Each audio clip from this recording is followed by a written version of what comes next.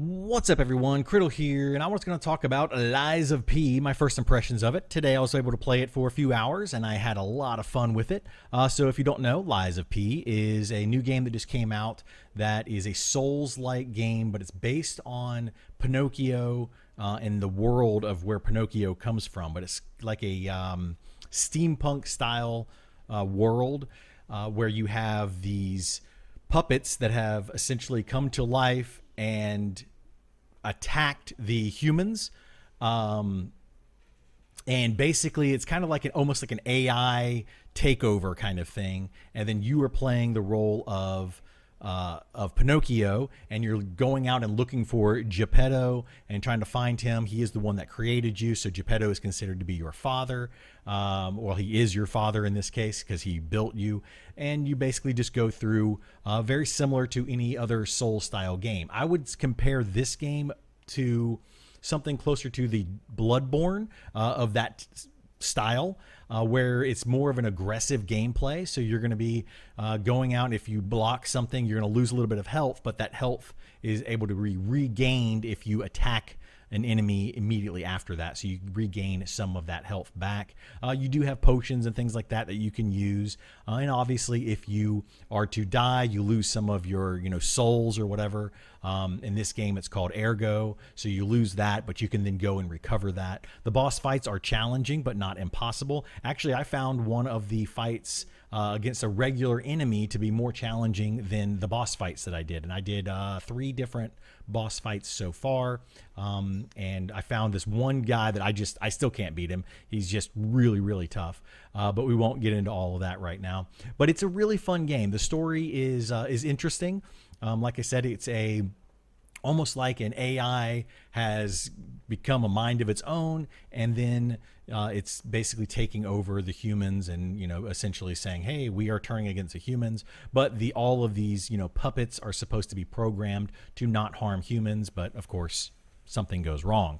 Also, one of the main things is that the puppets cannot lie. However, you are playing as Pinocchio, and you do get choices throughout the game where you can lie if you want to or not lie.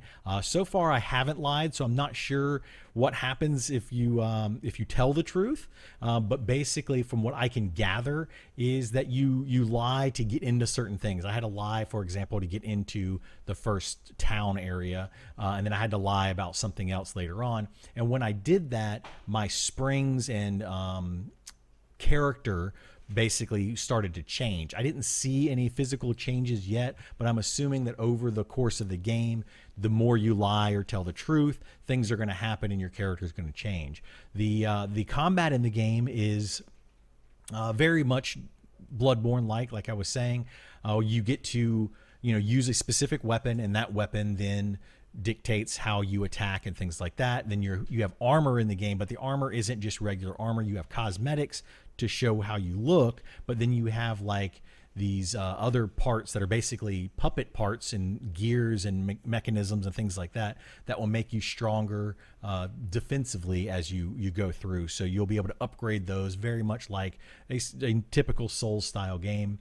You do create your own weapons. So you start out choosing one of 3 different weapons. You can do a balance style, which is a sword. You can do a more dexterity style, which is a rapier, and then more of a strength style, which is a giant 2-handed weapon. But then the weapons are broken down into 2 sections. You have the blades, and then you have the hilt, and you can actually create your own weapons using different blades and different hilts from different weapons to combine them to make new weapons. And then depending on which pieces that you use, certain attributes are going to affect that. They're not like strength and dexterity and things like that. They're actually called technique, I believe, is the dexterity type of thing. And then there's another one for strength, and then there's like advanced, which is more of your kind of all around thing. There's different stats, so you have to kind of read over what the different stats are, but it basically is your strength, dexterity, intelligence, wisdom, those kind of things, but they're made up for puppets, which is kind of neat. Some other things that I really like is that once you get into the game a little bit, you can actually start to customize your character a little bit. So it's not just about having your stats where you raise those, you take your ergo and you add in things to your stats, but you also get these points that you can put into your P organ, is what they call it, and it's basically like Pinocchio's heart. It's like a mechanical heart, and within that, it gets a little bit complicated, but you have different phases, and you can add in these different abilities within those phases, so you can unlock certain abilities, and then I don't know exactly how to explain it. So you have like an ability that allows you to dodge twice. That's the one that I picked up. So when I'm in the middle of a dodge, I can then dodge again.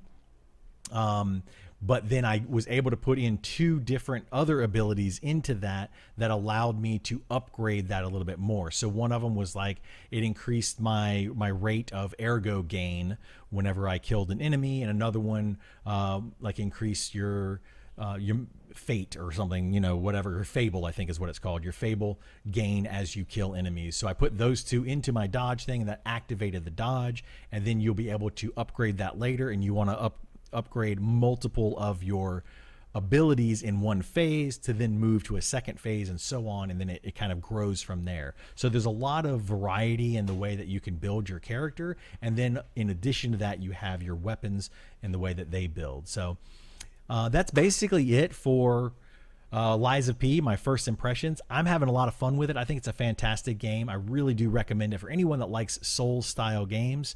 I will be playing this game for probably the remainder of the week over on Twitch, so definitely come check it out if you're interested in it.